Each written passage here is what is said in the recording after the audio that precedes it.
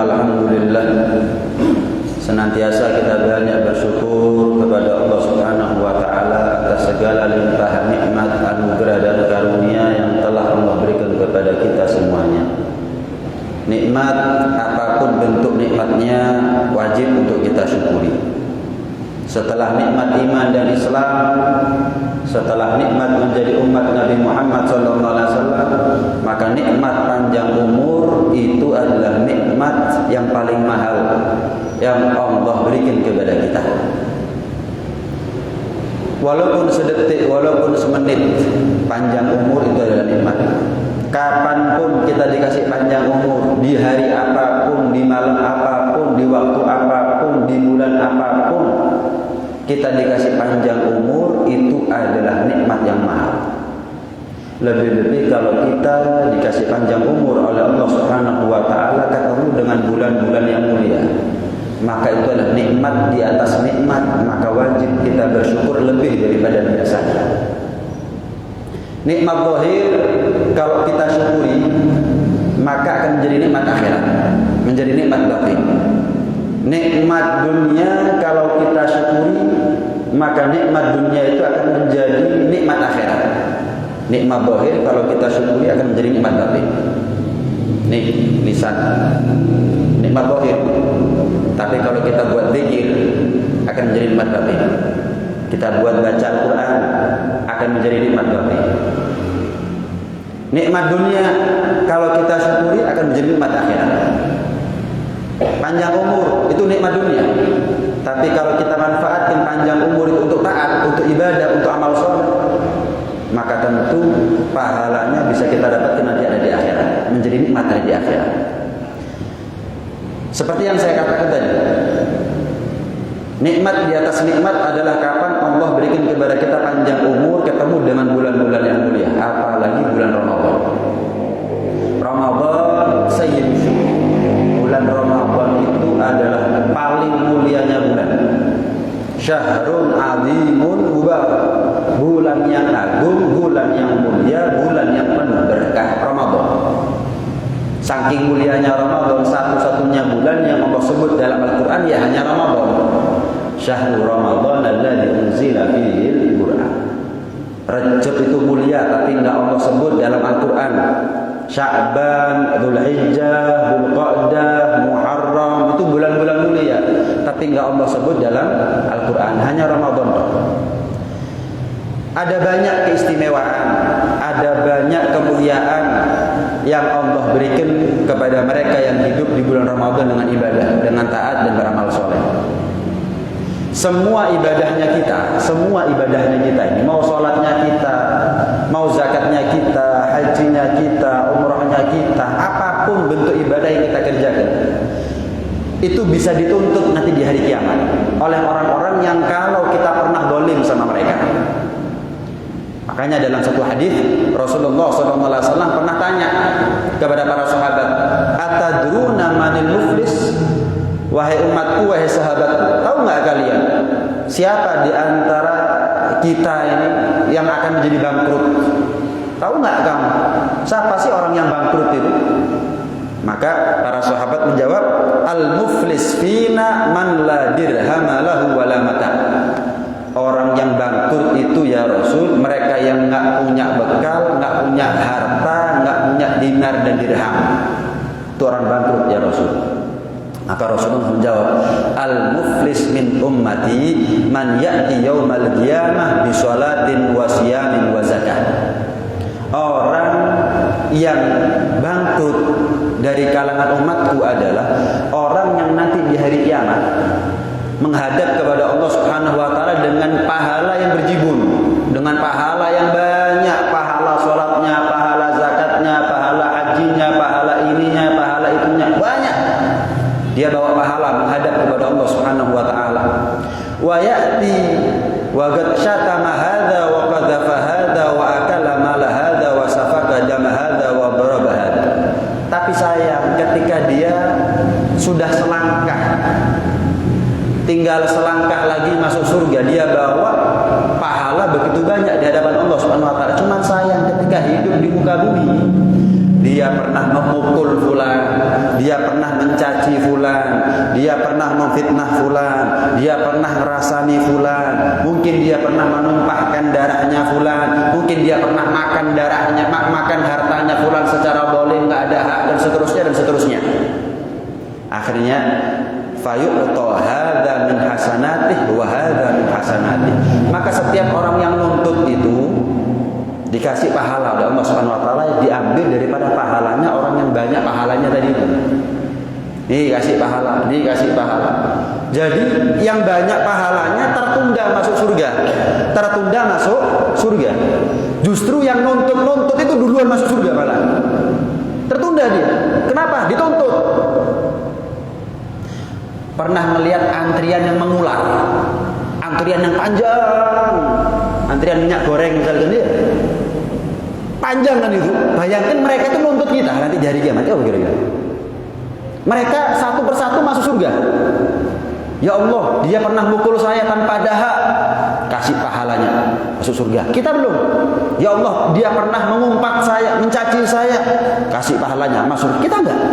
Ya Allah, dia pernah begini begitu sama saya, kasih pahala, kasih pahala, kasih pahala, yang mana diambil dari pahalanya kita. Kita belum masuk surga, yang nuntut masuk surga. Kita belum masuk surga, yang nuntut masuk surga. Habis pahalanya kita, yang nuntut masih panjang, yang nuntut masih banyak. Bayangkan, habis pahalanya kita, yang nuntut masih banyak. Gimana mereka? Orang-orang yang masih punya hak untuk menuntut kita, dosanya mereka diberikan kepada kita. Mereka masuk surga, kita masuk neraka. Entek ganjarannya ganti dengan yang namanya dosa. Itu orang yang bangkrut namanya. Orang yang bangkrut. Nah, ketika semua ibadah pahalanya bisa dituntut kecuali puasa Ramadan. Kullu amal ibni Adam lahu fa innahu kullu amal ibni Adam lahu illa shaum fa innahu li wa ana azibi. Ketika semua ibadah itu pahalanya bisa dituntut satu-satu kecuali pahala puasa Ramadan. Karena sesungguhnya pahala puasa Ramadan itu untuk Allah Subhanahu wa taala. Ibadah puasa yang kita kerjakan itu untuk Allah. Kita bersedia untuk mengharamkan apa yang halal mulai subuh sampai maghrib. Demi siapa? Allah. Karena kita patuh sama Allah Subhanahu wa taala, nurut sama Allah Subhanahu wa taala. Enggak protes, enggak nuntut, enggak tanya, enggak kritis kepada Allah Subhanahu wa taala. Oh, disuruh puasa mulai subuh sampai maghrib. Apa yang halal haram semuanya. Makan, minum, hubungan suami istri haram semuanya, badal halal. Demi siapa? Allah Subhanahu wa taala. Maka Allah mengatakan wa ana ajibi. Aku sendiri yang akan ngasih balasan nanti di akhirat. Dari sini apa yang datangnya langsung dari Allah, maka tidak akan bisa dituntut oleh siapapun, tidak akan bisa direbut oleh siapapun. Cash, kontan, nih pahala puasanya kamu, masuk surga. Ada lagi yang berpendapat kalau sudah Allah yang ngasih langsung, malaikat nggak tahu pahalanya kita kapan kita puasa. Malaikat nggak nyatet. Kenapa? Nggak ada yang tahu nilai besarnya pahala puasa kecuali Allah Subhanahu wa taala. Kalau kita sholat, malaikat nyatet pahalanya sekian. Kalau kita baca Quran, malaikat nyatet. Kita ibadah haji, umroh, itikaf di masjid, belajar, ngajar, catat sama malaikat. Puasa, kanggur malaikat. Kenapa? Urusannya Allah sendiri itu nanti. Yang ngasih ganjarannya langsung Allah Subhanahu wa taala. Paham ya? Saking gede nih pahala orang yang berpuasa, maka Allah sendiri yang akan memberikannya kepada kita secara langsung, cash, kontan. Innama yuwaffas sabiruna ajrahum bighairi hisab. Orang yang sabar itu akan dikasih pahala tanpa hitungan sama Allah. Gak ada hitungannya, bighairi hisab. Gak ada hisabnya, gak ada hitungannya. Kalau malaikat ngitung bisa. Tapi apa yang nggak ada hitungannya, malaikat nggak tahu kecuali Allah Subhanahu wa taala. Wa Ramadan syahrus sabar, dan bulan Ramadan itu adalah bulan sabar. Gimana nggak sabar? Apa yang halal kita haramkan kok. Makanya gini loh, seharusnya ketika kita bisa mengharamkan apa yang halal, kita seharusnya lebih mampu untuk mengharamkan apa yang memang haram, nggak nunggu Ramadan. Saya mau tanya, makan mie itu halal apa haram? Halal. Tapi karena Ramadan kita haramkan. Saya mau tanya, ngerasani orang itu halal apa haram? Apa Ramadan untuk haramnya? Enggak. Lah kalau kita bisa mengharamkan apa yang halal, pertanyaannya kenapa kita nggak bisa mengharamkan apa yang memang haram? Memang halal aja bisa kita jauhi kok. Apalagi memang yang sejatinya adalah haram. Kayak dikatakan bahwa ketika kita masuk ada di bulan Ramadan, itu bukan sekedar kita ini bicara tentang Ramadan, bukan bicara tentang berhenti dari kemaksiatan sementara waktu. Kadang-kadang orang tuh doyan ngerasani kapan Ramadan, ojo rasa-rasa kayak enak Ramadan ngerasani. Loh, lah namanya kalau nggak Ramadan nggak apa-apa kan? Jelas nih ya? Bicara tentang Ramadan itu bukan bicara tentang berhenti dari kemaksiatan sementara waktu, bukan. Tapi bicara tentang Ramadan itu bicara tentang titik awal untuk menjadi pribadi yang sebaik-baiknya selama-lamanya. Pribadi yang lebih baik untuk selama-lamanya. Itu bicara Ramadan. Momen paling tepat untuk kita berubah selama-lamanya itu Ramadan. Jadi jangan kita ini kalau sudah Ramadan nggak ngerasani, tapi kalau sudah Lebaran kodoan ngerasani nih. Kalau sudah Ramadan mungkin jaga pandangan, jaga telinga, jaga hati, jaga pikir. Kalau sudah lewat dari Ramadan, Lebaran, telasan, tentean ngerasani wong, tentean ngilokno wong. Bukan begitu. Bicara tentang Ramadan itu bukan bicara tentang kita berhenti dari kemaksiatan sementara waktu. Tapi bicara tentang Ramadan adalah bicara tentang bagaimana kita menjadikan Ramadan sebagai titik awal untuk menjadi pribadi yang lebih baik selamanya. Gitu seharusnya. Nah, karena menimbang besarnya pahala yang Allah berikan kepada kita atas puasa Ramadan yang kita jalani, kan eman-eman kalau kita gagal puasanya. Kan eman ya? Eman loh. Ganjaran ini gawede, salah gawede kayak bisa dituntut, nggak bisa direbut. Ini betul-betul modal buat kita untuk masuk surga. Kita ini kan dolim sama orang banyak nih, ngerasani wong, ya tulur dirasani, ya tonggo dirasani, ya konco dirasani, ya ulama dirasani, ya pejabat ya dirasani, kabeh dirasani. Kalau ada orang boleh halal ngerasani orang, Nabi yang boleh ngerasani orang. Kenapa? Karena Nabi nggak punya cacat, karena Nabi nggak punya aib, nggak punya celah. Lek oleh ngerasani wong, iku lho gak oleh. Ya kita ini ngerasani wong kayak gini wis suci. Kita ini melek sama salahnya orang, tapi merem sama salahnya sendiri. Kita ini buta sama baiknya orang, tapi kita buta sama salahnya sendiri. Seharusnya kan enggak, sebaik-baiknya orang, sebaik-baiknya kita ada jeleknya, sejelek-jeleknya orang ada baiknya. Kalau melihat orang jangan lihat jeleknya, lihat baiknya. Kalau melihat kita jangan lihat baiknya, lihat jeleknya. Baru ahli surga itu namanya. Nah, pahala puasa banyak, besar, eman-eman kalau hilang, eman-eman kalau hilang. Rasulullah sallallahu alaihi wasallam mengatakan kam min shaimin laisa lahu min siyamihi illa al-ju' wal atash. Berapa banyak orang itu puasa tapi enggak dapat apa-apa dari puasanya kecuali sekedar lapar dan haus. Jangan dikira untuk mendapatkan pahala puasa yang begitu besar cukup hanya sekedar enggak makan, enggak minum mulai subuh sampai maghrib. Wis, enggak bisa. Maaf. Kalau cuman seperti itu sapi nggak makan juga bisa, onta nggak minum juga bisa. Apa bedanya? Manusia nggak makan nggak minum sama sapi atau onta nggak makan nggak minum kalau gitu. Allah kan berfirman begini, kutiba alaikumusiyam kama kutiba alal ladzina min qablikum la'allakum tattaqun. Berarti ketika Allah wajibkan kepada kita yang namanya puasa agar kita menjadi orang yang bertakwa. Saya mau tanya, tujuan kita puasa apa berarti? Ketakwaan. Adapun lapar haus itu hanyalah sarana. Lah kalau kita menjadikan lapar dan haus adalah tujuan, ya pada akhirnya kita nggak akan sampai kepada tujuan yang asli, yaitu ketakwaan. Anggap bahwa yang namanya lapar dan haus itu cuma jembatan yang membuat kita menjadi orang yang bertakwa. Jangan dijadikan lapar hausnya kita ini cuma sekedar, sebagai tujuan. Jangan, itu cuma jembatan. Berapa banyak orang yang puasa nggak dapat apa-apa dari puasa kecuali pengalaman lapar, pengalaman haus, pengalaman dapat rahmat nggak dapat, pengalaman dapat ampunan nggak dapat, pengalaman masuk surga nanti di hari kiamat nggak dapat, pengalaman merdeka dari neraka nggak dapat. Kenapa? Gagal puasanya. Apa yang bisa menyebabkan orang itu gagal puasanya? Sah sah, tapi diterima enggak?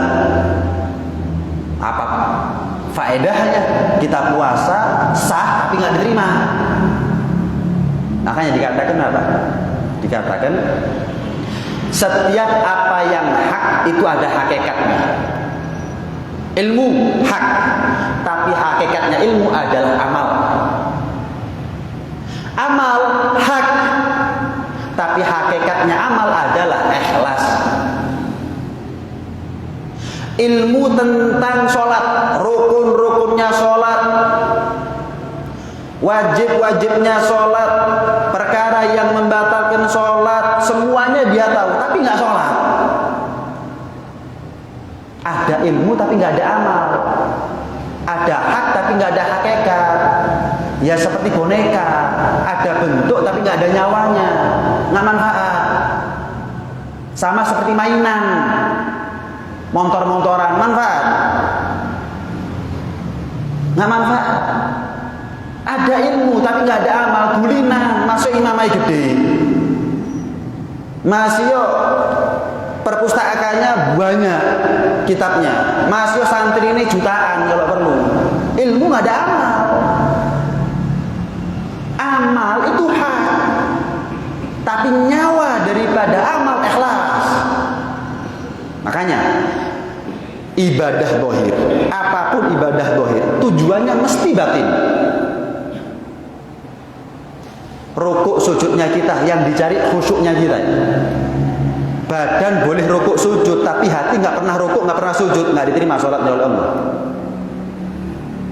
Puasa lapar haus, tapi yang dicari adalah la'allakum tattaqun, agar menjadi orang yang bertakwa. Lapar haus nggak ada ketakwaan, mata nggak ikut puasa, mulut nggak ikut puasa, nggak diterima oleh Allah Subhanahu Wa Taala. Haji, tawafnya kita, sa'inya kita, lempar jumrohnya kita, wukufnya kita, yang dicari adalah ikhlas. Kapan haji umroh nggak ikhlas, nggak diterima oleh Allah Subhanahu Wa Taala. Zakat, ibadah dengan harta, yang dicari loman, karena nggak semua orang kapan zakat loman. Belum tentu orang zakat itu loman. Loman mesti zakat, malah kami zakat tak usah sedekahi. Loman. Tapi kalau zakat belum tentu loman. Kadang-kadang orang itu zakat dia terpaksa. Saking terpaksanya, kadang-kadang makanan kucingnya lebih mahal daripada beras zakat fitrahnya itu. Kalau untuk kucingnya, golek panganan sing paling larang. Tapi kalau untuk fakir miskin manusia, menungso dulure dhewe. Golek sing paling murah. Masalah iso dipangan, gak iso dipangan, layak konsumsi atau tidak nggak ngurus. Tuh. Sama puasanya kita juga begitu. Lapar haus itu cuma sarana, ibadah zahir. Tapi yang dicari batin apa? Ketakwaan. Apa yang bisa menyebabkan orang itu puasa sah tapi gagal puasanya? Ibarat boneka, cuman ada bentuk, nggak ada ruhnya, nggak ada nyawanya, nggak ada manfaatnya. Ada hak tapi nggak ada hakikatnya. Rasulullah SAW bersabda, "Khamsun yuftirna shaim." Ada 5 perkara yang bisa membatalkan pahalanya puasa. Poso, itu gak poso, mak gak itu ganjaran, gak itu ampunan, gak dapat surga, gak dijamin merdeka di neraka. Ada 5. Di antaranya yang pertama al-kadzib, bohong. Innama yaftaril kadzibal ladzina la yu'minuna bi ayatillah. Orang yang bohong itu resiko iman, hati-hati.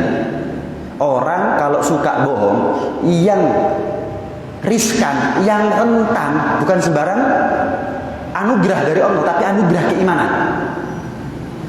Innama yaftaril kadzibal ladzina la yu'minuna bi ayatillah. Orang yang biasa bohong itu orang yang enggak iman sama ayat-ayatnya Allah. Dan orang yang suka bohong itu sama seperti mancing murkanya Allah, laknatnya Allah. Fanaj'al laknatallahi 'alal kadzibin. Kami Allah turunkan laknat kepada mereka yang suka berbohong atau suka berdusta. Nah, yang kedua, al-kadzib wal ghibah, ngerasani wong. Rasan-rasan. Pernah diceritakan di zaman Nabi SAW, ada dua perempuan, mereka punya budak. Dua perempuan ini saat itu puasa. Mereka dalam keadaan nggak kuat sama lapar dan haus. Mereka ingin membatalkan puasanya mereka. Maka budak mereka diperintah oleh mereka untuk datang kepada Nabi. Karena mereka perempuan, Nabi laki-laki, mereka nggak berani langsung. Budaknya laki, perintah, budak, kamu datangi Rasulullah. Bilang, kami berdua, tuannya kamu ini, dalam keadaan nggak kuat nahan lapar, nggak kuat nahan haus. Buka puasa masih lama, jam-jaman. Boleh nggak kami batalkan puasa? Nanti kami qadha. Datang ini budak kepada Nabi. Ya Rasulullah, kedua tuan saya, mereka perempuan ya Rasul, nggak kuat nahan lapar, nggak kuat nahan haus. Boleh nggak mereka itu untuk membatalkan puasanya mereka? Maka Rasulullah masuk ke rumah, keluar bawa wadah, kayak mangkok misalnya begitu ya. Bilang sama kedua tuannya kamu, suruh ngeliat isinya mangkok atau wadah ini. Bingung budak ini. Tapi karena perintahnya Nabi, ya nggak banyak tanya sudah. Dibawa itu wadah. Baskom kayak atau apa kayak misalnya. Ulah. Gimana budak? Tuan, katanya Nabi, jawabannya adalah ketika Anda berdua melihat isinya baskom ini. Hah? Maksudnya gimana? Waduh, saya nggak berani tanya sama Nabi. Nabi paham pertanyaan saya, tapi ini jawabannya. Oh iya, mana? Orang pertama melihat muntah darah, melihat isinya baskom kosong badan, tidak ada sesuatu yang bau, busuk, kotor, nggak ada, kosong. Melihat munek-munek, mual, muntah darah. Orang yang kedua kaget, kok muntah darah nih teman saya? Dia ambil baskomnya, muntah nanah. Coba tanya sama Nabi, apa maksudnya? Kami belum ngerti. Tanya sama Nabi. Ya Rasul, amanat Anda sudah dikerjakan sama kedua tuan saya. Terus mereka muntah darah, muntah nanah. Nah, mereka tanya, ya Rasul, maksudnya apa? Bilang ya, mereka sudah berbuka dengan sesuatu yang haram. Mereka puasa dari apa yang halal, tapi mereka berbuka dengan sesuatu yang haram.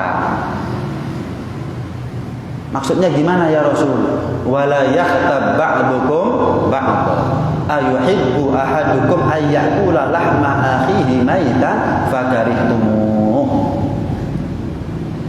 Allah berfirman, jangan saling ngerasani satu sama lain.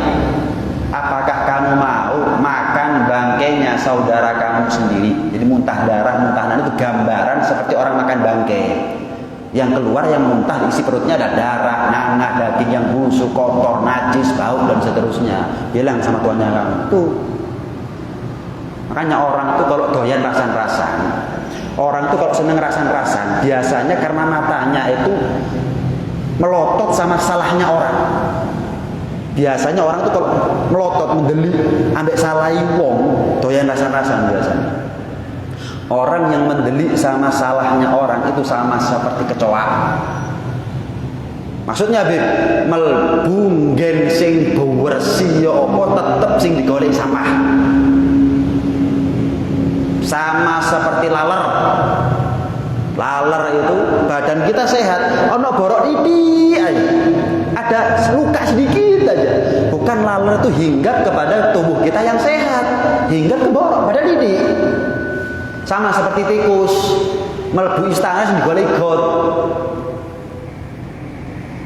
Orang kalau melot sampai salahin wong, mentalnya mental tikus, mentalnya mental kecoa, mentalnya mental laler. Seperti yang saya bilang tadi, elek wong ono apike. Api kene akeh eleke. Buat apa kita bingung sama salahnya orang, lawang kita sendiri ini juga punya salah. Mungkin salahnya kita lebih banyak daripada salahnya dia, cuman kita buta. Ambek salah wong baru melek ngundeli. Coba ngoco sekali-sekali. Nanti mau tidur ngaca misalkan, bangun jam berapa? Setelah bangun ngapain? Itu mendusoni. Piro dusoni mau. Lah kok bingung ambek salah wong. Memangnya dengan kita neliti salahnya orang masuk surga kita? Nah, kita nggak ditanya salahnya orang, nanti di akhirat kita ditanya salahnya kita. Poso-poso ngerasa fatal, hilang ganjarannya. Al-kizib wal ghibah wan namimah. Yang ketiga adalah adu domba. Pernah di zaman Nabi Musa alaihissalam terjadi paceklik yang panjang, kemarau panjang. Akhirnya Nabi Musa itu ngadakan sholat istisqa, sholat minta turun hujan. Dipimpin sama Nabi Musa. Setelah sholat istisqa nggak turun hujan. Nabi Musa loh ini badan nggak turun hujan. Maka Nabi Musa tanya sama Allah Subhanahu wa Ta'ala, ya Rabb, saya sudah sholat istisqa, kok nggak turun hujan? Maka dikatakan, Musa, aku Allah tidak akan menurunkan rahmat, anugerah dan karunia kepada sekelompok kaum yang ada di antara mereka tukang adu-adu. Maka Nabi Musa tanya, siapa itu ya Allah, biar saya usir sekarang. Musa, aku larang kalian untuk adu-adu, lah kok aku mau jadi Tuhan yang adu-adu? Kalau saya sebutkan namanya siapa kan berarti adu domba nih Allah nih. Enggak. Udah gini aja, suruh mereka tobat semuanya. Kata Allah, suruh mereka tobat, terutama dari adu-adu, nggak usah nyebut siapa. Yes.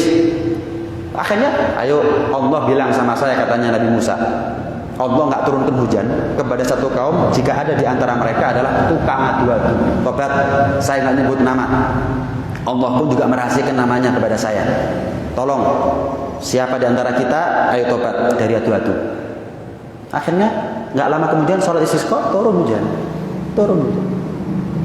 Adu-adu ini fatal, parah. Pernah diceritakan ada seorang budak keker, umurnya masih muda, kuat, laki-laki hebat sebetulnya, tapi dijual di pasar harganya murah. Itu kan aneh ya, barang bagus harganya murah ini kan ada sesuatu ini biasanya. Ya, ibarat kalau sepeda motornya mungkin colongan atau apa, ini budak bagus tapi harganya murah. Ada orang medit tanya, ini budak bagus kok harganya murah? Iya, kalau semua anggota badannya dia manfaat kecuali mulutnya nggak manfaat. Kenapa? Tukang adu-adu. Dasar sing tukui medit ya. Hah? Cerek dituku wis. Kapan mana masalah lambing kok urusan gampang. Masalah mulut nanti dah diatur, sing penting iki lek didol maneh larang, medit. Beli, pulang ke rumah. Sehari, 2 hari, 3 hari. Wow, puas sama pelayanan budak. Hebat, untung saya ini. Singkat cerita, ketika si suami kerja, datanglah budak ini kepada istrinya si suami tadi itu. Istrinya yang beli. Bu, kalau melihat gelagatnya bapak ini Bu ya, bapak ini punya simpanan lain, wanita simpanan lain. Hus, opo wae urip terus tas telung dino fitnah kene. Saya ini percaya kalau bapak itu setia sama saya. Saya hidup puluhan tahun gak ono apa-apa. Kon tas urip ambek aku telung dino macem-macem nek. Gini bu, wis gini aja sudah. Anggap omongan saya ini goro, bohong, fitnah. Tapi ibu kepingin nggak suaminya ibu tambah cinta, tambah lengket sama ibu. Kalau sudah keluar bingung mulai. Kalau sudah keluar bingung pulang. Anggap omongan saya ini bohong, tapi kepingin nggak itu suaminya tambah cinta? Ya kepingin. Nah gini aja, wis tak ewangi, saya bantu. Apa itu? Gunting beberapa helai rambutnya ibu. Ya, kasihkan ke saya, nanti saya kasih mantra-mantra, suaminya ibu tambah lengket sama ibu. Mikir si ibu, si istri mikir, oh nggak ada ruginya ya. Cuman ngambil berapa helai rambut, dikasihkan sama budak, dikasih mantra-mantra tambah cinta. Wis, masalah setia nggak setia, tapi suaminya tambah cinta sama istrinya, sorry, karena rugi ya wis. Oke, nggak apa-apa. Sore datang si suami kerja. Mungkin ibunya lagi di dapur atau di kamar untuk istirahat dan seterusnya. Mulai, Pak, Bapak mulai pagi sore kan kerja. Saya kesian lihat Bapak. Loh kenapa kok kesian sama saya? Ibu itu masukin laki-laki ke dalam kamar. Saya nggak tahu itu laki-laki siapa. Ibu masukin laki-laki dalam kamar. Apa aja kamu ngamuk si Bapak? Kamu ini baru hidup sama kami baru berapa hari sudah ngomong ngawur ini dan itu. Pak, saya cuma ngasih nasihat. Saya cuma menging ibu niat ngambil warisannya Bapak. Dia sudah niat jahat sama pria tadi itu untuk bunuh Bapak nanti malam. Mata ini Bapak nanti malam. Besok pura-pura nangis. Kok itu saulan, rong ulang, telung ulang rabi ambek sing lanang, wis warisane dipek. Kalau Bapak nggak percaya nggak apa-apa. Saya cuma nolong Bapak. Bapak nggak percaya yang rugi Bapak, Bapak percaya yang untung Bapak. Percaya nggak percaya akhirnya ya. Niat dipateni ya. Akhirnya si suami itu pura-pura tidur gitu. Lampu dipateni ibarat kita. Datang itu istri mengendap-endap. Alon. Loh, mulai curiga nih suami. Mulai kapan istri saya masuk kamar saya ngendap-endap? Oh nggak mari dewi, bojone dewi. Kok aneh? Semakin dekat istri yang ngeluarkan gunting. Loh temenan, juga tengah-tengah aja. Loh, akhirnya mumpung durung dipateni ini sing wedok. Dipedeng jukuk guntingi pateni jebret. Keluarganya yang perempuan nggak terima dipateni sing lanang, hancur sak keluarga. Gara-gara adu domba. Hati-hati, yang keluar dari mulut nggak bisa kita tarik. Kalau sudah terlanjur kita fitnah seseorang untuk terjadi adu domba di antara mereka, susah kita mau meralat. Getun tok dunia seakhirat ini. Getun tok mereka. Banyak sekarang adu domba ya. Banyak cok melok-melok. Nih, diadu domba antara kita sama ulama, antara kita sama habaib, antara kita sama kiai, wis cok melok-melok. Kita ini banyak nggak tahunya permainan atas itu. Sekarang ojo komentar. Boleh komentar salah. Angin balik noi. Meneng. Kenapa ini permainan semuanya? Ini permainan. Ada orang yang niat buruk sama Indonesia. Ada orang yang niat buruk sama muslimin. Kita ini kalau diajak perang, lek-lekan, ini menang. Jelas ini ya. Muslimin terbesar seluruh dunia. Makanya mereka itu caranya ngadu domba, dijur tekok jeruk. Jangan ikut-ikut. Kenapa kita nggak tahu permainannya mereka? Lah garu melok-melok ya bahaya. Lah kadung ngetik sama seperti kadung keperucut. Balikno ya apa? Lah iso dihapus bib. Kita kan berlanjut itu dari mulut ke mulut, dari kuping ke kuping. Balikno iki ya apa? Ha iso. Enggak bisa sudah. Al-kadzib wal ghibah wan namimah. Yang keempat adalah wasyahadatu zur. Termasuk perkara yang bisa membatalkan pahalanya puasa. Poso, mereka itu ganjaran. Kerja tapi gak itu bayaran. Apa itu? Sumpah palsu. Goro, tapi sumpah. Nekat. Sumpah bener aja. Sumpah bener. Itu bawa namanya Allah itu nggak patut. Sumpah lagi badiku mek 10.000 demi Allah mek 10.000. Lah yo mek 10.000 gawe kok jenenge Gusti Pangeran lha apa? Enggak percaya yo wis semari. Bingung men 10.000. Gawe jenenge Gusti Pangeran yang mana kita sujud untuknya. 10.000. Lek perlu dunya sak isine demi Allah. Waduh. Ngedol jenenge Gusti Pangeran dalem 10.000, 20.000, 100.000, 200.000. Gak percaya ya wis, gak apa-apa. Rezeki gak bakal melayu. Kok bingung kalau kita nggak tahu alamatnya rezeki yang tahu alamatnya kita. Memangnya kalau kita sumpah-sumpah terus laku, payu, ya kurang mesti kadung ngedol jenenge Gusti Pangeran gak payu. Ayo Pak. Masih ya bener. Pernah ada cerita. Suami jualan kain di pasar. Suaminya doyan sumpah, tapi gak wani goro lek sumpah. Dipikir sumpah lek bener itu gak apa-apa.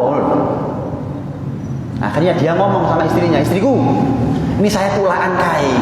Ini kalau dijual harganya mahal. Misal tulak kain 100.000 harganya, misalkan ya.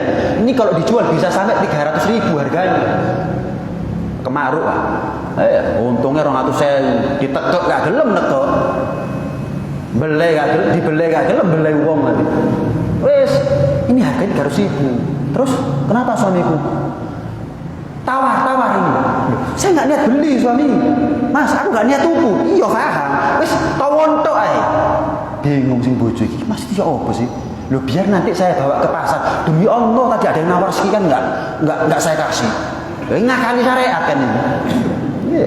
Misal istrinya ngomong, ya wis saya tawar ini harganya 290.000. Kata terima, wis joko kain dolan pasar. Jual. Berapa ini Pak? 300.000. Wow, larang men 250 demi Allah. Mangun ngenyang 250 kata kene 250. Ayo. Makanya pas pampres sama malaikat. Itu si rahmatan malaikat. Bayangkan kalau ada orang bawa namanya presiden untuk satu hal yang nggak bener, lah dipuklek-puklek enggak pas pampres. Ini bawa namanya Allah, malaikat si rahmat mereka dipuklek-puklek malaikat. Gak dipeting malaikat. Bawa namanya presiden untuk hal yang nggak bener. Wah, ini nyatut namanya presiden. Hukumannya berat. Gimana kalau nyatut bawa namanya Allah? Masih bener, nggak patut. Yang kelima, yang terakhir, perkara yang bisa membatalkan pahalanya puasa itu adalah an-nadhar bisyahwah, memandang dengan pandangan syahwat. An-nadhar sahmun masmumun min sihami iblis. Pandangan dengan pandangan syahwat itu ibarat anak panah daripada anak panah yang dimiliki iblis. Iya. Malah dalam satu hadis Rasulullah sallallahu alaihi wasallam pernah mengatakan man nadhara ila muharram, barang siapa yang memandang kepada pandangan yang haram, mala Allahu ainah min jamri jahannam yaumal qiyamah. Allah akan buat penuh, Allah jejeli matanya nanti di hari kiamat dengan batu jahanam. Jejeli. Kita hidup di Indonesia, Bib. Gimana, Bib? Ojo akeh metu lek ono hajat. Wis.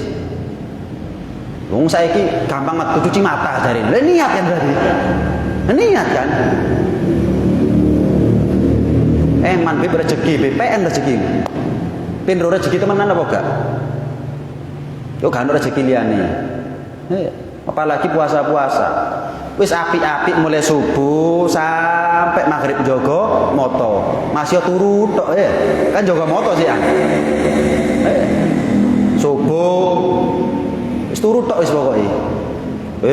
Jam 5 wae buka keliling jajan. Wis yo jajan sego yo jajan maksiat. Wis kulaan katanya. Buyar suul khotimah posone. Suul khotimah. Kita ini hidup di negara yang banyak manusia hidup di zaman sekarang yang tidak jaga aurat, maka kita yang jaga mata. Wis wong gak jaga aurat, ini gak jaga mata, ya jur mumur. Gimana caranya jaga mata? Lek gak ono perlu gak usah metu. Wis. Kerja Bib gak apa-apa. Tapi kan melihat Bib, ojo diterusno. Kan begitu. Loh iya, Nabi itu pernah ditanya, ya Rasul gimana ya Rasul? Kita ini kan pasti namanya manusia ini hidup bermasyarakat, laki ketemu perempuan, perempuan ketemu laki. Jaga pandangan gimana? Al-ula lak wastaniyah alaik. Yang pertama itu nggak ada dosa, nggak ada resiko. noleh lho kok ayu aja diterusno. Nah nerusno iki sing dosa. Nerusno iki sing dosa. Gak gampang Beb, kabeh ae gak gampang. Wong lek niat nemu cara, gak niat nemu alasan, gak gampang Beb. Gak niat ngene. Gak niat. Ayo misal jaga matanya kalian. Subuh sampai maghrib. Mari buka tak gaji 10 juta. Ayo, siap apa gak? Nah, ketemu sorone kan? Dadi gampang apa gak? Apa sing soro iku no? Kena 10 juta dadi gampang. Kena surga tetap soro. Lho opo sih? Masa 10 juta lebih mahal daripada surga? Allah janjikan jaga matanya kamu, surga bagimu. Angel Beb, encen gak niat. 10 juta tak bayar. Ojo metu teko omah. Cek notor biar terjaga matanya kamu. Oh siap Beb. Lho kok ilang? Soroe mau kok ilang saiki? Budaknya nafsu sudah. Budaknya dunia, kita bukan budaknya Allah Subhanahu wa taala. Ya dipenging ambek Gusti Pangeran gak nurut, dijanjeni sama menungso nurut. Itulah kita. Nah, ya. Ini 5 perkara yang bisa membatalkan pahalanya puasa. Eman, pahala puasa, pahala yang besar, pahala yang agung, sudah besar nggak bisa dituntut, nggak bisa direbut. Sholatnya kita nggak tahu diterima apa enggak. Lek diterima, sih sok dituntut. Kita yang pernah haji, pernah umroh, guru mesti diterima. Lek diterima berpahala, masih bisa dituntut. Apapun ibadah kita, tinggal puasa nih. Tinggal puasa tok. Ya apa carane posoku ini diterima? Karena apa? Kalau diterima nggak mungkin dituntut. Wah, mungkin kita ini masuk surga berkat daripada puasanya kita yang diterima. Bukan sholatnya kita, bukan hajinya kita, bukan umrohnya kita, bukan apanya kita. Nih. Yeah. Terakhir saya tambah sedikit masalah aurat nih ya, masalah aurat. Ya. Kadang-kadang kan perempuan bilang begini. Oh, sing lanang ae gak sok jaga pandangan. Saya mau pakai baju model gimana kalau yang laki bisa jaga pandangan, bisa jaga hati, ya gak apa-apa aku. Masuk kerudungan aku lek sing lanang matanya jelalatan ya padha wae. Gak iso saling menyalahkan ya gak iso. Di mana-mana ada kejahatan karena ada kesempatan. Secara umum begitu. Paham ya? Misal ada orang kehilangan sepeda motor. Terus yang kehilangan ini pegel, menungso ini maling kabeh. Parkir 30 detik hilang sepeda motor. Singkat cerita maling kecekel, ditanya, "Opo kon maling?" Lah, apa namanya itu kuncinya nyantol. Saya enggak lihat maling, memang ada kesempatan. Ya wis. Lah saya butuh ini, butuh itu wis. Salah ide. Salah kontaknya nyantol. Coba gak nyantol kata colong ambil aku. Lho saling menyalahkan. Gak iso padha salah. Yang buka aurat salah, yang memanfaatkan itu juga salah. Pikirannya laki-laki aja ini Beb, pikirannya kotor Beb. Ya apa sih? Ya coba numpak sepeda motor parkiran ojo dijabut kontaknya. Mosok nyalono maling kok enggak salah. Kamu ngasih kesempatan. Yang perempuan jaga aurat, yang laki jaga mata. Gitu loh. Lah bayangkan kalau Indonesia ini yang perempuan jaga aurat, yang laki jaga mata. Aman. Tapi minimal gini. Kenapa sih perempuan ini kok maunya buka aurat? Karena kita nggak jaga mata. Coba kita ini jaga mata, maka perempuan akan jaga aurat. Karena wataknya perempuan senang lihat didelok. Nah, laki-laki seneng delok. Lek sing lanang gak seneng delok, sing wedok gak seneng didelok. Misal ana wong wedok klambine gak genah. Duh, astagfirullahaladzim. Kabeh wong harta koyo ngono. Insyaallah kabeh wong wedok kudungan kabeh ning bar. Kenapa? Percuma. Gak ono sing delok, istighfar kabeh malah. Itu kudungan aja. Kan begitu. Wataknya perempuan senang diperhatikan. Laki-laki lebih cenderung untuk memperhatikan. Lah kalau laki-laki mengalihkan perhatiannya, perempuan juga akan mengalihkan kebiasaannya. Gitu. Enggak bisa, saya pikirannya sing lanang ae. Engko sing lanang, lu salahmu dhewe lah apa kok gak kelambi koyo ngono. Padha salahe. Kucing nyolong iwake gak ditutup padha. Kucing iki kucing garong. Iwake gak dilebokno kulkas kayak atau apa. Ya salah padha salah. Ya padha salah. Tidak bisa nyalakan yang laki nyalakan perempuan itu tidak bisa. Padha salah padha maksiati. Sama-sama maksiat kan. Jangan mau digiring dengan statement-statement yang ada di media ya. Ini pikirannya kotor aja yang laki-laki. Coba pikirannya laki-laki ini jernih walaupun kita telanjang. Mudah aja coba. Lek gak moro 9 bulan meteng kon mari ngono. Enggak bisa dong. Kontakmu parkiran ojo dijabut kontake. Pokok sing wong hartoe gak nyolongan beres sih aman. Coba ojo dijabut kontakmu lek ilang sepedamu. Sama. Jangan mau kita dibawa digiring statement-statement media yang omongan mereka dengan akal bukan dengan syariat. Apa yang saya sampaikan ini omongan-omongan agama, omongan-omongan syariat. Nurut syariat selamat. Nurut sindek media ya gak selamat. Wong mereka tidak nurut sama Allah kok kita mau turut. Itu hadirin hadirat sekalian rahmati Allah Subhanahu wa taala. Mudah-mudahan kita dikasih taufik, dikasih hidayah untuk bisa jaga aurat, jaga pandangan. Amin ya rabbal alamin. Mudah-mudahan ya Allah kasih panjang umur, kita ketemu Ramadan dalam keadaan sehat walafiat, dalam keadaan taat kepada Allah, patuh kepada Rasulullah sallallahu alaihi wasallam ala hadhihi niyyah wa ala kulli niyyah salihah wa ila hadratin Nabi Muhammad sallallahu alaihi wasallam bi sirri asraril Fatihah.